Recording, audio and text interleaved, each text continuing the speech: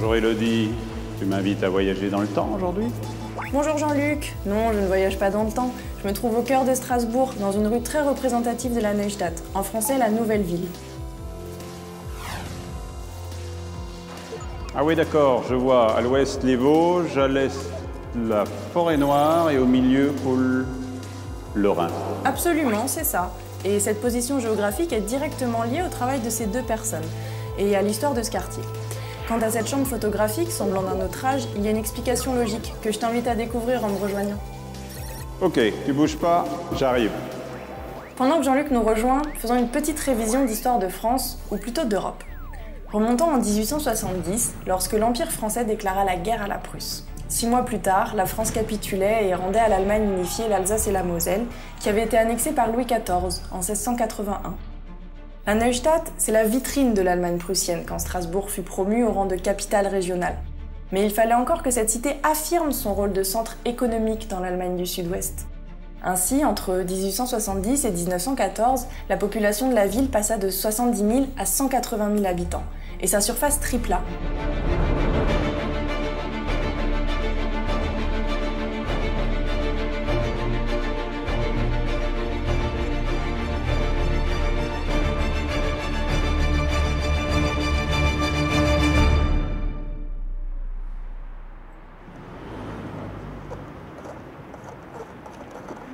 T'arriveras à faire des éléments de face avec l'inscription? Oui. Moi, c'était un peu limite, mais j'ai réussi à avoir l'inscription, le décor au-dessus. Ouais. Et puis Et t'as bien l'huisserie d'origine en bois sur ta photo. Bon, bah c'est impeccable alors. Oui. Parce que moi, j'aimerais bien avoir effectivement les lucarnes qui sont d'un dessin différent à chaque fois et la céramique bleue qui est assez jolie. Il y a tout à fait moyen. Bonjour. Voilà. Bonjour monsieur. Bonjour, ouais. Je peux vous demander ce que vous faites? Alors, on travaille au service d'inventaire du patrimoine de la région Alsace. Ah bon. Et actuellement, on est en train de recenser l'ensemble du patrimoine bâti construit dans ce qu'on appelle le quartier de la Neustadt, donc c'est la ville nouvelle construite à partir de 1880 jusqu'en 1914 autour du vieux Strasbourg.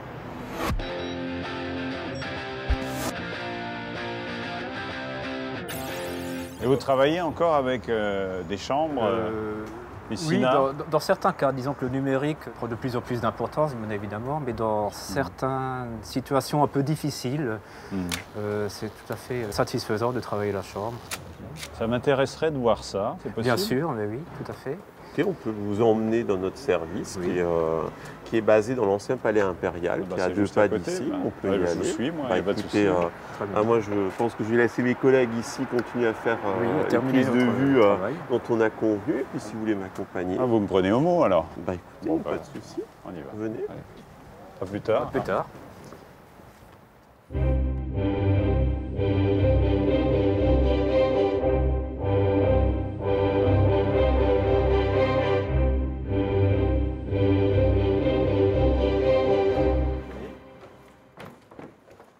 Alors, concrètement, là, on est où là? Au service de l'inventaire, donc dans la bibliothèque, dans notre centre de documentation. Et je vous présente à Marie Potéchère, qui est notre chef de service, qui dirige l'enquête donc sur la Neustadt. Marie, je te présente Jean-Luc Narbauer, qui est reporter et qui aimerait en savoir un peu plus sur l'enquête que nous menons. Merci Olivier. En plus, je vous Merci beaucoup. Alors, c'est quoi le service de l'inventaire du patrimoine? Les services d'inventaire du patrimoine ont pour mission de recenser, d'étudier et valoriser le patrimoine régional. En fait, ils ont été créés au début des années 60 sur l'initiative d'André Malraux et d'André Chastel. L'idée était de créer un service dans chaque région pour avoir une connaissance exhaustive du patrimoine régional et ainsi une connaissance globale du patrimoine à l'échelle nationale.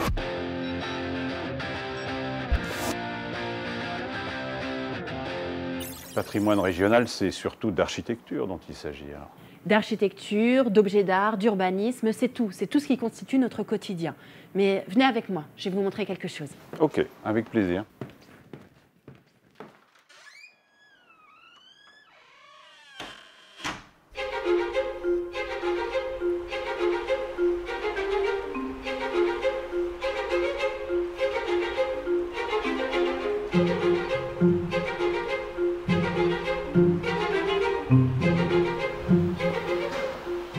Waouh, quel décor, dites-moi. Eh oui, nous sommes ici au Palais du Rat. En fait, c'est l'ancien palais impérial qui avait été construit par l'architecte berlinois Hermann Egert pour abriter l'empereur lors de ses venues à Strasbourg. Il avait été initialement construit pour Guillaume Ier, mais celui-ci n'y résida jamais puisqu'il mourut avant la fin des travaux. Et c'est Guillaume II qui y résida à plusieurs reprises quand il venait à Strasbourg, bien qu'il n'aimait pas beaucoup le palais, qu'il trouvait trop pompeux.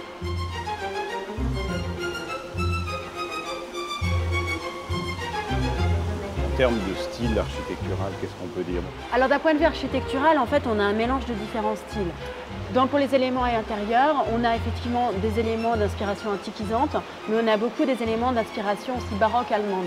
On a aussi un vocabulaire décoratif avec une très forte symbolique, très allégorique, avec à gauche, pour la partie occupée plus par l'empereur, avec une allégorie de la force, de la puissance, avec cette femme casquée, assise, avec à ses pieds un lion, elle tient une massue, le symbole d'Hercule et de la force, tandis qu'à droite, du côté des appartements de l'impératrice, on a une allégorie de la fertilité, de la fécondité et des bienfaits apportés par la paix. C'est la dimension maternelle qu'incarne l'impératrice. Ben, on va aller un peu plus loin. Vous allez m'en montrer un peu plus.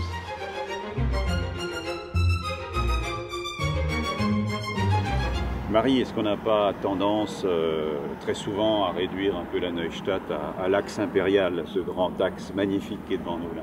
Oui, vous avez raison Jean-Luc, en effet, la Neustadt va bien au-delà du simple axe impérial, puisque c'est tout l'ensemble qui va enserrer en fait le noyau de la ville ancienne, depuis l'est avec la porte de Kehl et plus loin le port du Rhin, jusqu'au nord avec l'actuelle place de Bordeaux et jusqu'au sud-ouest avec la gare et l'hôpital. C'est tout un ensemble qui va conduire à peu près au triplement de la surface urbaine de Strasbourg et pour lequel un plan va être nécessaire. Ce plan va être établi par Jean-Geoffroy Conrad, l'architecte municipal de l'époque, et il va proposer une trame perpendiculaire structurée par trois axes. L'axe impérial qui constitue le premier, un second qui va dans la même direction de l'ouest vers l'est en direction de l'Allemagne et du Rhin, et un troisième qui va courir depuis le nord en direction de la flèche de la cathédrale, rattachant ainsi la Neustadt au cœur historique de Strasbourg.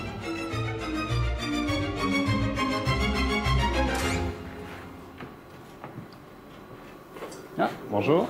C'est déjà rencontré quelque part, je crois. On s'est rencontrés rue du Général Rapp, il me semble. Ah, vous êtes photographe ou chercheur à l'inventaire, c'est ça? Non, du tout, je suis cartographe. Ah, autant pour moi. Si vous voulez, je peux vous montrer à quoi consiste la cartographie. Ah bah avec plaisir, oui. Je vous suis. Vous êtes en plein dedans, là. Oui. Superbe.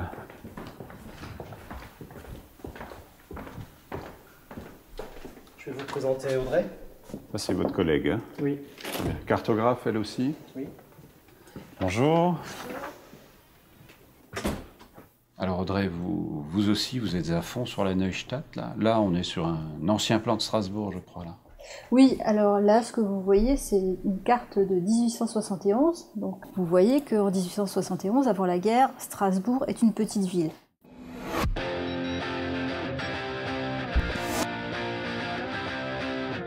Vous voyez, c'est une petite ville de province qui est limitée dans ses fortifications de Vauban.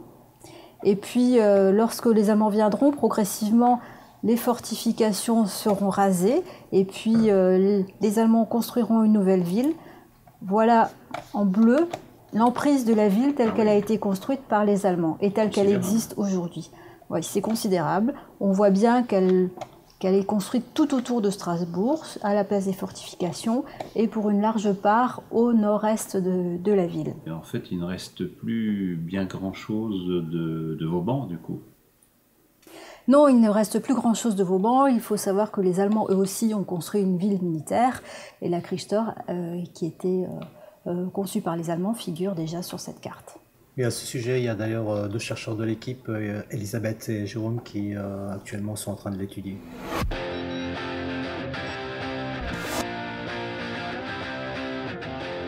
On va les rejoindre d'ailleurs, puisqu'il s'agit là de beaux vestiges de l'architecture militaire allemande de cette époque-là.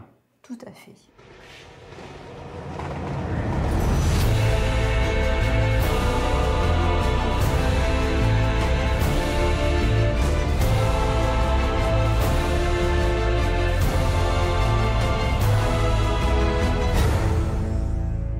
là, Elisabeth, on est dans le quartier des Remparts, sur la rue des Remparts. On est à peu près à cette hauteur-là. Oui, exactement.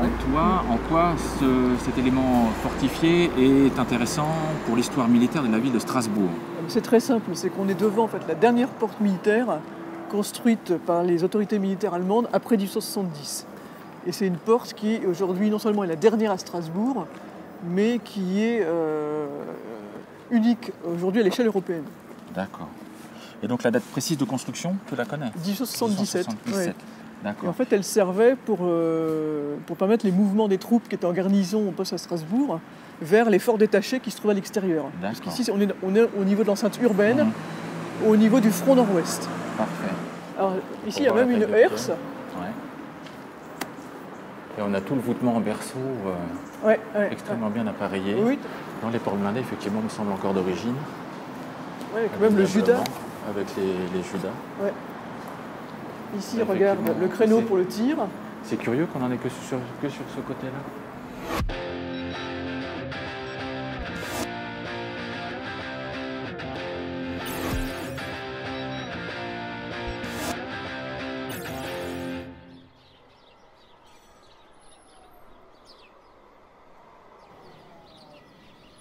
Alors Olivier, la Neustadt, c'est une passion. J'ai l'impression c'est une passion, c'est l'histoire de la ville, je suis strasbourgeois, donc voilà. C'est pas... J'y habite en plus, donc vous habitez dans Strasbourg. Ouais. Voilà. Alors la Neustadt, ici on est dans le cœur de la Neustadt avec ce superbe axe impérial. D'un côté, le pouvoir politique, de l'autre, le savoir. Alors exactement, Jean-Luc. On est sur l'ancienne Kaiserplatz, la place impériale, qui sert de pivot, de communication entre la vieille ville qui est devant nous. La cathédrale. Et voilà, cette nouvelle ville construite par les autorités allemandes qui s'étale derrière nous, dans cette direction-là, avec effectivement l'axe de Prestige. Et autour de cette place vont être construits entre 1884 et 1911 l'ensemble des plus grands bâtiments d'administration impériale en Alsace-Lorraine, le Palais du Rhin, le Palais de la Diète d'Alsace-Lorraine, l'ancienne bibliothèque universitaire impériale du Land et les bâtiments des ministères qui vont être les derniers à être construits à ce moment-là. Et on peut effectivement continuer notre visite vers Saint-Paul. On y va.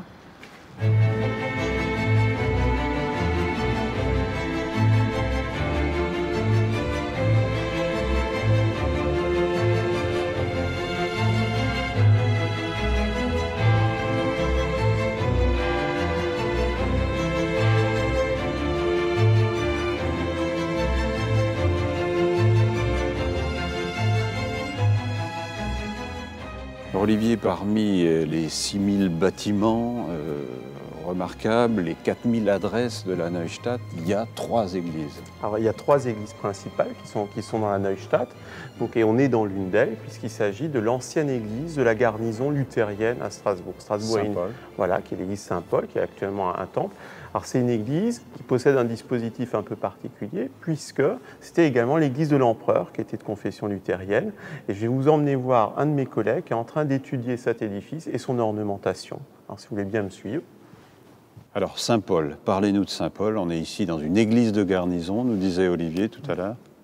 Alors, une église de garnison, oui, parce qu'elle comporte un certain nombre d'éléments.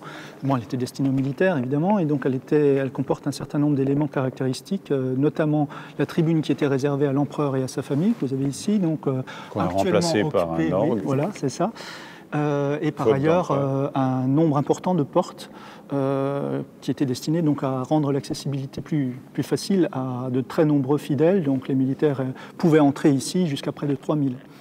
Et donc ils entraient dans un ordre évidemment particulier, selon un protocole très réglé. Voilà.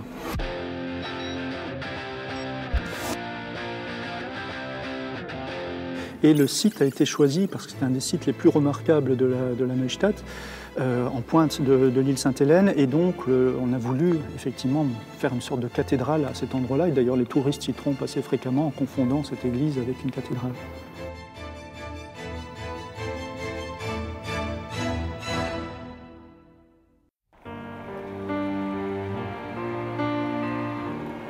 Dès 1871, il avait été décidé de construire à Strasbourg la plus moderne des universités de l'Empire germanique. Moins de 2 km séparent le palais impérial du palais universitaire. et qui, mieux que Goethe, à la fois poète, romancier, dramaturge, mais aussi homme d'État, passionné par les sciences et la diplomatie, pouvait trôner devant les portes du savoir. Alors Emmanuel, après le pouvoir politique, voici la science, le savoir. On est sur les marches du savoir. On est entre deux palais. Il y a grosso modo 500 mètres qui nous séparent du palais du Rhin. Qu'est-ce qu'on peut dire du palais universitaire? C'est un bâtiment également extrêmement riche et extrêmement chargé, non seulement en matière de décor, mais aussi presque idéologiquement, en fait, pour montrer un petit peu la puissance de l'Empire allemand. Avec un certain nombre de ses représentants, des grands scientifiques, des grands littéraires. Après Goethe, nous voilà entrant dans l'enceinte du savoir. On y va? Oui.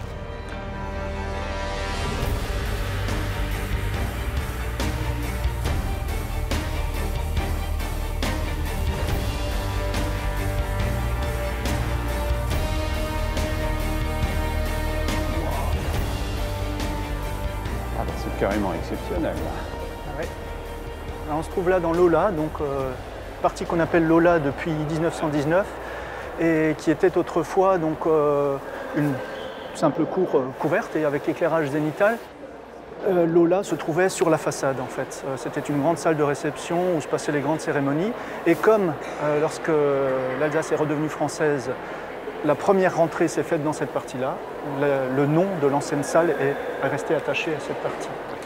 Alors, à titre indicatif, combien d'étudiants? Là, plusieurs milliers, j'imagine? Non, le palais universitaire a été conçu pour quelques centaines d'étudiants à peine. Donc, ils étaient à l'aise ici, il y avait beaucoup d'espace de circulation.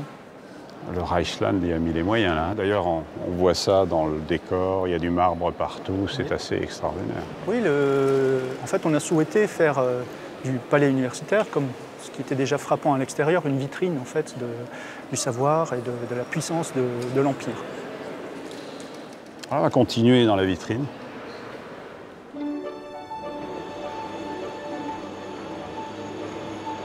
Bonjour Delphine. Bonjour. On est ici dans un des lieux les plus exceptionnels de cette Neustadt, à savoir cette coupole de l'Observatoire de Strasbourg.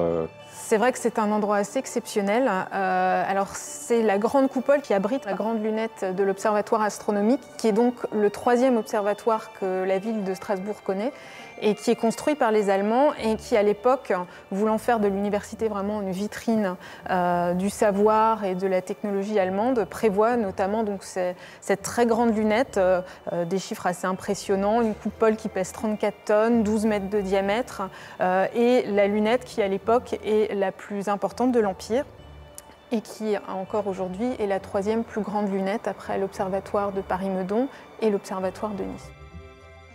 Il est inauguré en 1881, soit 3 ans avant l'inauguration de l'ensemble de ce campus universitaire impérial.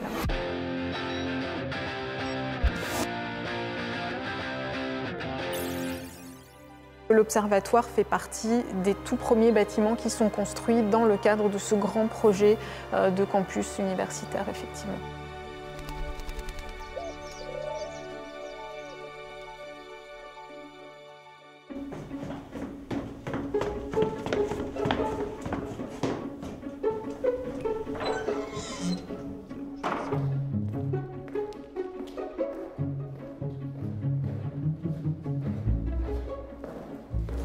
Bonjour Claude. Bonjour. Heureusement que vous arrivez là, parce que là je suis devant une porte hyper sécurisée. On est où là? On va y aller, je vais vous montrer. Ouais.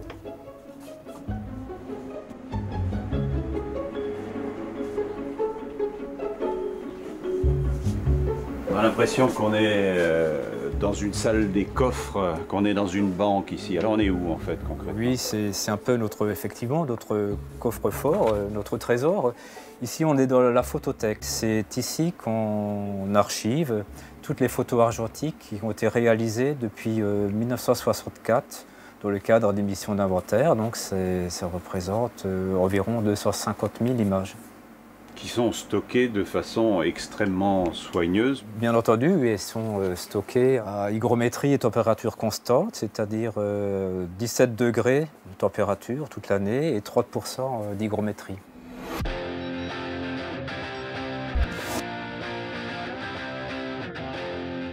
Et les photos sont en plus mises dans des pochettes à pH neutre et des casiers métalliques.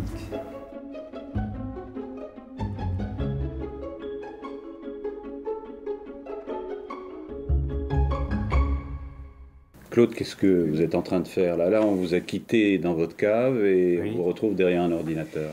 Et là, je suis en train de post-traiter une image, noir et blanc, donc, qui a été réalisée rue Rapp. C'est là où on s'est rencontrés. Exactement, tout à fait, oui. Ce qui m'a surpris quand on s'est rencontrés la première fois, c'est de vous voir travailler avec une chambre photographique qui, pour certains, peut paraître archaïque. Alors, explication. Mais on travaille à la chambre photographique parce que c'est un appareil qui, d'une part, permet de corriger les perspectives de manière extrêmement efficace, notamment redresser les fuyantes. L'idée également, c'est d'avoir une grande richesse d'informations et le grand format le permet. C'est aussi, d'une certaine manière, l'exigence du service qui veut ça. Effectivement, la première exigence, c'est la lisibilité, puisque ces documents vont, disons, soutenir un petit peu la recherche et le discours des chercheurs. Je pense que l'idée, c'est de s'approcher vraiment de la perception des valeurs de l'œil.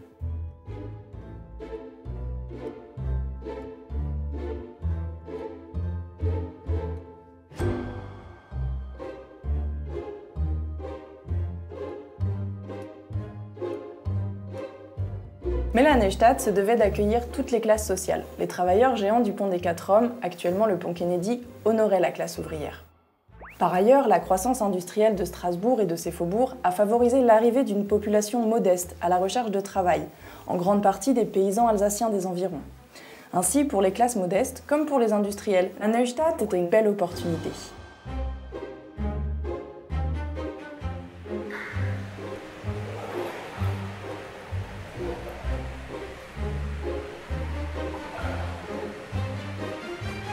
Bonjour Emmanuel. Alors, on vous a vu dans une église, on vous retrouve à la piscine. Oui. Changement de programme. Exactement, oui, on poursuit les opérations d'inventaire. D'accord. Alors l'inventaire traverse les bains romains, de toute évidence.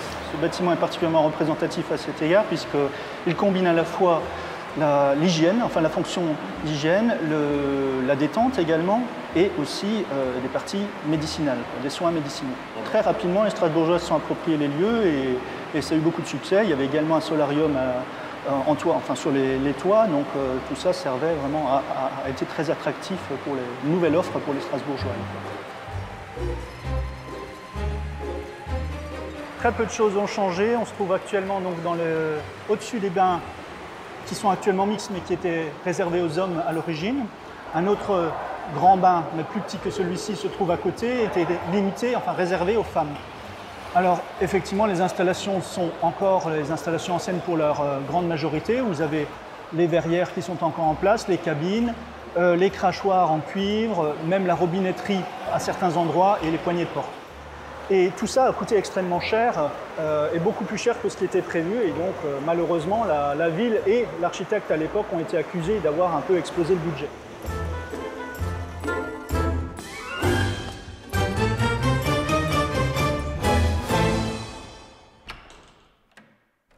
Marie, ce sont des milliers de données que vous collectez là. Alors pour qui, pourquoi faire, et surtout, est-ce que le citoyen lambda y aura accès? Alors, oui, tout à fait. Pas forcément sous la forme initiale telle que ça a été produit, puisque ça serait une information peut-être un petit peu trop brute et trop difficile d'accès pour le grand public. Mais les chercheurs vont ensuite faire des dossiers documentaires rédigés, illustrés de photographies professionnelles, qui, elles, seront diffusées au public via différents supports, sites internet, publications, expositions, etc. Mais notre documentation sert aussi aux professionnels qui, au quotidien, gèrent et accompagnent le développement de la ville, urbanistes, architectes, décideurs aussi. Et le principe est de bien connaître le passé, l'histoire de la ville pour bien accompagner son développement et son avenir. Finalement, le patrimoine, c'est quelque chose qui est en mutation permanente et qu'il convient toujours d'étudier, même si, bien entendu, nous avons déjà aujourd'hui une très bonne base de connaissances sur le patrimoine régional.